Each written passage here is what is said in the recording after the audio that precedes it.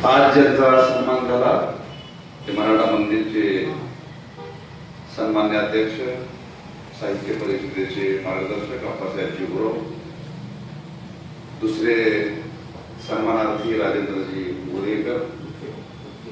मुदगेकर, साहित्य परिषदेचे कर्नाटक राज्याचे प्रदेशाध्यक्ष श्रीमाके देवेंद्रजी पाटील, बेळगाव जिल्ह्याचे आमचे साहित्य परिषदेचे जिल्हाध्यक्ष ॲडव्होकेट सुधीरजी चव्हाण, अरुणाताई गोजे, पूजा सुतार, चौगुले साहेब, श्रीसंत मोरेजी आणि सर्वच मान्यवर. खरं तर आणि माझ्या समवेत तिथं खरं तर आम्ही जे आलोय ते श्रीमंत युवराज संभाजीराजे भोसले तंजावर संस्थानचे, त्यानंतर अजय शिक्षण संस्थेचे अजयजी साळुंके आणि माझे सहकारी कवी मित्र किशोरजी टिळेकर.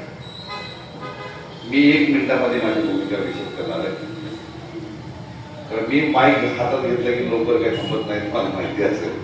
पण ही काही बोलण्याची वेळ नाही. कुठं किती बोलावं याचं नेमकं आत्मभान मला आहे. नाही, हरकत नाही काय. तर हे साहित्य संमेलन आम्ही 23 सप्टेंबरला आपण आयोजित केलेलं आहे. त्यातला महत्वाचा भाग जो आहे त्याबद्दल मी भाष्य करणार आहे. हे तामिळनाडू राज्यामध्ये आणि मराठी भाषा जन्मल्यापासून पहिलं साहित्य संमेलन आहे. हा पहिला ऐतिहासिक संदर्भ आहे. दुसरा ऐतिहासिक संदर्भ जो आहे, हे संमेलन व्हावं याकरता गेले 2 वर्ष संभाजीराजे आणि आम्ही प्रयत्नशील होतो. तर हे सरपोजी राजे भुके यांचं साहित्य संमेलन का घ्यायचं याची भूमिका अत्यंत महत्वाची आहे. सरपोजी राजे भोसले हे जे आहेत, साहित्य, कला, संगीत, आरोग्य, शिक्षण या क्षेत्रामध्ये त्यांनी केलेलं कार्य अतुलनीय आहे. या देशातले नव्हे तर जगातले सगळ्यात जास्त भाषा पारंगत असणारे व्यक्ती जर कोण असतील तर ते द्वितीय सरपोजी राजे भोसले आहेत. त्यांना 28 भाषा येत होत्या. हा नवीन संदर्भ सुद्धा जो आहे तो जगासमोर आला पाहिजे. आणि एकूण भारतातल्या 4 प्रादेशिक भाषेतली पहिली नाटकं सरपोजी राजेंनी लिहिली आहेत. त्याचबरोबरीने त्यांनी 10 ग्रंथ जे आहेत विपुल ग्रंथ लिहिले आणि 35 ग्रंथ वेगवेगळे जे आहेत ते आरोग्य संदर्भात आहे, ते सामाजिक क्षेत्राबद्दल आहे, ते नृत्याबद्दल आहे, ते संगीताबद्दल आहे. विविध अंगाने त्यांनी लिखाण जे केलेलं आहे ते लिखाण सुद्धा पुढे आलं नाही. त्याचबरोबर मुलीची शाळा जी आहे सरपोजीराजे भुके यांनी दक्षिण भारतात सुरू केली होती. हा सुद्धा नवीन आयाम करता पुढे आला नाही. अनेक दुर्धर आजार जे आहेत त्याच्यावरती त्यांनी संशोधन करून औषधं शोधली होती. मोतीबिंदूची शस्त्रक्रिया त्या काळात त्यांनी केलेली आहे.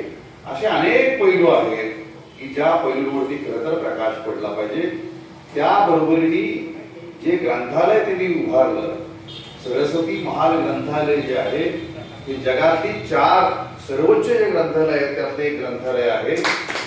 हे ग्रंथालय सुरू करताना सरपोजी राजेंनी जवळपास 4000 पुस्तकं दिली होती आणि आज त्या ग्रंथांची संख्या 4 लाखावरती आहे. आता ह्या ग्रंथांची वैशिष्ट्य जे आहे, या ग्रंथामध्ये छत्रपती शिवाजी महाराज यांचं चरित्र जे आहे परमानंद नावाच्या कवीने जे लिहिलं होतं, शिवभारतचे 3 खंड तिथे उपलब्ध आहेत. अनेक छत्रपती शिवाजी महाराजांचे पत्र आणि दाखले तिथे उपलब्ध आहेत. अनेक असे ऐतिहासिक सगळे संदर्भ जे आहेत तर त्या ग्रंथालयामध्ये उपलब्ध आहेत. तर हा सांस्कृतिक समृद्ध वारसा जो आहे तो नव्या पिढीसमोर आला पाहिजे, जगासमोर आला पाहिजे. या अनुषंगाने सांस्कृतिक प्रकाश टाकण्यासाठी किंवा त्यावरती चर्चा करण्यासाठी या साहित्य संमेलनाचं महत्त्व अत्यंत महत्त्वाचं आहे. कारण आपण बघतो की सांस्कृतिक आज तुम्ही ही सगळी कार्यक्रम घेतोय, हा इतिहास आहे. नवीन पिढी घडवण्याचं काम साहित्य करत असतं. आता तुम्ही म्हणाल तर नवीन पिढी काय आज भाषण ऐकलं की माणूस लगेच उद्या क्रांती करत नाही, तर त्याला काही वेळ हवा असा असतो. म्हणजे मग त्या दृष्टिकोनातून संस्काराची शिदोरी जी आहे नवीन पिढीमध्ये झिरपली पाहिजे. नवीन पिढीसमोर हा समृद्ध वारसा जो आहे तो गेला पाहिजे. म्हणून या साहित्य संमेलनाचं आयोजन केलेलं आहे. या साहित्य संमेलनामध्ये पुढाकार घेतला माझे महाराष्ट्रातले माजी उच्च शिक्षण व पाणी पुरवठा मंत्री प्राध्यापक डॉक्टर लक्ष्मणरावजी ढोबळे सर यांचा माझं गेले 25 वर्ष सौख्य आहे.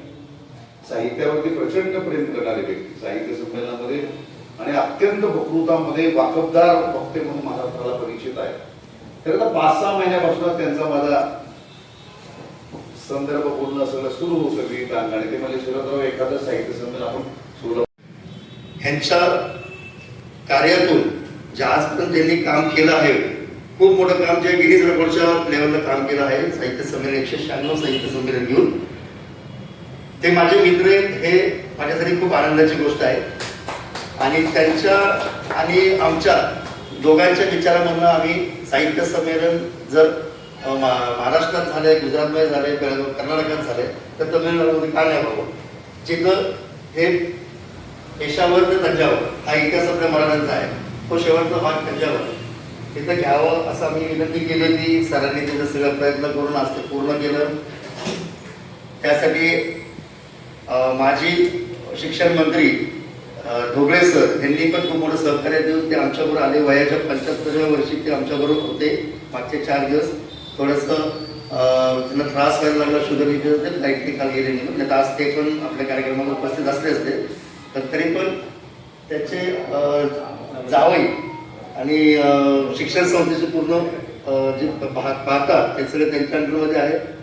ते आपल्याबरोबर आहेत अजय सावंगे सर आणि त्यांची जी टीम आहे मिशन ऑलिम्पिक, ती टीम इथं आली वेळ काढून आणि खूप बरं वाटलं. त्याची ही सर्व आपली बेळगावकरांची खूप इच्छा आहे. सांगायचं साहेब काय उपस्थित सर्व मान्यवरांना प्रणाम करतोय. काय झालंय, आपण बेळगाव सीमाविषयी ना खूप म्हणजे काय अभिमानी आहोत आणि छत्रपती शिवरायांचा वारसा जपण्याचं काम मी बेळगावात करत असतो. आणि आज सगळ्यात काय झालंय, आपण संपूर्ण महाराष्ट्र म्हणजे 2 गाड्या येतात, सातारा म्हणा, कोल्हापूर म्हणा, आवर्जून जात असतो. पण तंजावर जायचा आपण योग आजपर्यंत आला नव्हता साहेब. राजे तुमच्या या जे निर्णय घेतलाय या साहित्य संमेलनाच्या निमित्तानं आम्ही निश्चित बेळगावकर या तंजावरला भेट देऊ. हे आपले एक पर्वणी म्हणून पावगे ठरणार नाही. हीची देही हिचे डोळा आपण तंजावर बघू, कारण खूप लोकांची इच्छा आहे. आणि हा क्षण हा एक अविस्मरणीय आणि हिस्टॉरिक राहणार, लक्षात घ्या, इतिहासात नोंद होणार आहे. तेव्हा साहेबांनी गोरे साहेबांनी सांगितलं पहिलं साहित्य होतंय. एवढी मोठी व्यक्ती सतुजीराजे यांनी एवढं मोठं साहित्य केलेलं आहे, पण आमच्या लोकांपर्यंत पोहोचलं नाही. खरोखरच एक दुर्दैव म्हणावं लागेल त्या काळी. मग हे जोमानं हे काम आपण पुढं नेण्यासाठी आपण काम करतोय. आणि खरं तर हे श्रेय सगळ्या या वडीलधाऱ्या आपल्या माणसांचं आहे, मार्गदर्शकांचं आहे. या ठिकाणी 1-2 शब्द